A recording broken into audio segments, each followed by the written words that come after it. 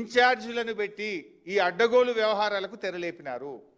తమ యొక్క అడ్డగోలు వ్యవహారాలు, తమ పర్సెంటేజీలు, తమ చీకటి ఒప్పందాలు, కాంట్రాక్టర్లు దక్కించుకోవడానికి వీళ్ళు ఇన్ఛార్జీల పాలన కొనసాగిస్తూ ఇదంతా కూడా చేస్తూ ఉన్నారు. ఎందుకు లేరని నేను అడుగుతా ఉన్నా. నేను భట్టి గారిని అడుగుతా ఉన్నా, భట్టి గారు ఈ సైట్ విజిట్ సర్టిఫికేట్ మీరు లేదని చెప్పి 9E బ్లాక్ను రద్దు చేసినారు కదా, మరి సైట్ విజిట్ సర్టిఫికేట్ పేరు మీద జరిగిన అన్ని టెండర్లు రద్దు చేయాలని చెప్పి నేను డిమాండ్ చేస్తూ ఉన్నా. దీని మీద వెంటనే సిబిఐ విచారణ ఆదేశించాలని నేను డిమాండ్ చేస్తూ ఉన్నా. ఈ సైట్ విజిట్ సర్టిఫికేట్ విధానాన్ని సింగరేణిలో శాశ్వతంగా రద్దు చేయాలని చెప్పి నేను డిమాండ్ చేస్తూ ఉన్నా. ఈ డీజిల్ విధానం తెచ్చి కమిషన్లు కొల్లగొట్టే ఈ కొత్త విధానాన్ని రద్దు చేయాలని మేము డిమాండ్ చేస్తూ ఉన్నాం. సింగరేణికి ఒక నిజాయితీ కలిగిన ఒక ఉన్నత అధికారిని సీఎండీగా శాశ్వత ప్రాతిపదికన నియమించాలని చెప్పి కూడా ఈరోజు మేము డిమాండ్ చేస్తూ ఉన్నాం.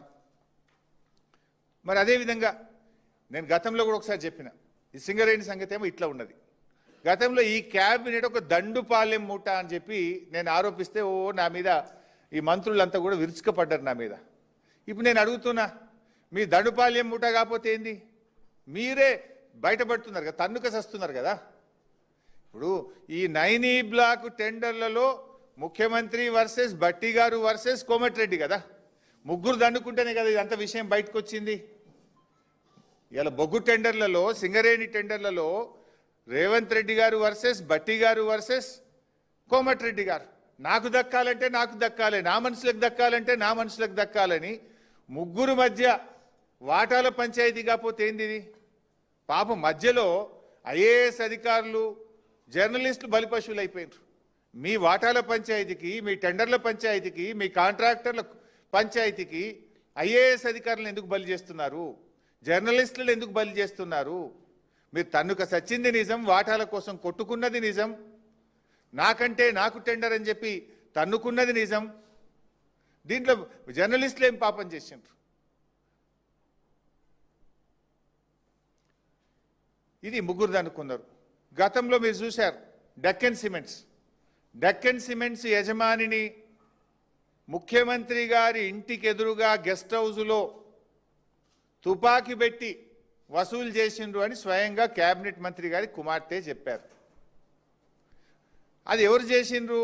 ముఖ్యమంత్రి గారికి అత్యంత సన్నిహితుడు రోహిన్ రెడ్డి గారు చేసిండ్రు అని చెప్పి మంత్రి గారి కుమార్తె చెప్పింది. అంటే మీరు అక్కడేం జరిగింది? ముఖ్యమంత్రి వర్సెస్ కొండా సురేఖ గారు. ఏం పంచాయతీ? వ్యాపారవేత్తల దగ్గర తుపాకులు పెట్టి బెదిరించిన వసూలు చేసిన డబ్బుల్లో వాటా పంచాయతీ.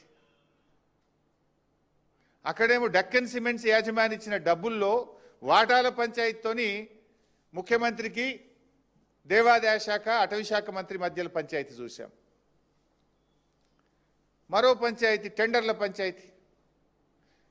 సమ్మక్క సారక్క మేడారం టెండర్లలో దేవాదాయ శాఖ టెండర్లు పిలిచి టెండర్లు ఫైనల్ చేస్తే తనకు దక్కలేదని, పొంగులేటి గారి కంపెనీకి దక్కలేదని టెండర్లే రద్దు చేసి దేవాదాయ శాఖ నుంచి ఆ టెండర్ల విధానాన్ని R&B శాఖకు బదిలీ చేసి టెండర్లు దక్కించుకున్నది పొంగులేటి గారి కంపెనీ కాదా?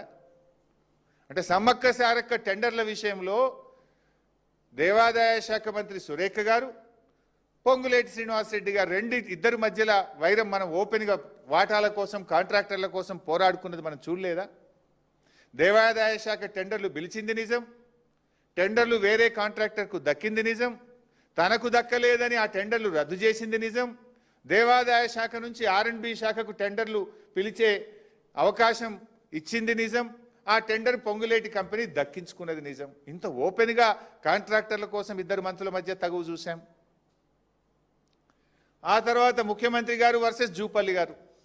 నా అల్లునికి కావాలంటే నా కొడుకు కావాలి, అదేమంటారు చూడు, హాలోగ్రామ్ టెండర్, సీల్ హాలోగ్రామ్ టెండర్లలో అల్లుడికి కావాలని మంత్రిగా, కొడుకు కావాలని మంత్రి గారు, అల్లుడికి కావాలని ముఖ్యమంత్రి గారు. ఇద్దరి మధ్య పంచాయతీ ఎక్కడికి పోయింది? పాపం ఒక నిజాయితీ గల అధికారి, ఒక ఐఏఎస్ అధికారి బలైపోయిన పరిస్థితి. ముఖ్యమంత్రి గారు వర్సెస్ ఎక్సైజ్ మంత్రి గారు, హాలోగ్రామ్ టెండర్ల పంచాయతీ. మొన్న చూసినాం, కోమటిరెడ్డి గారిది కూడా చూసినాం. అరే నేను అసెంబ్లీలోనే చెప్పినా, ఇక ఒక్క సినిమాకు కూడా అనుమతి ఇచ్చేదే లేదు, ప్రివ్యూ షో లేదు, రేట్లు పెంచేది లేదు, నేను సంతకం పెట్టకుండానే జీవోలు వస్తున్నాయని ఆయనే బహిరంగంగా చెప్పిండు. వీడియోలు మనందరం చూసినాం.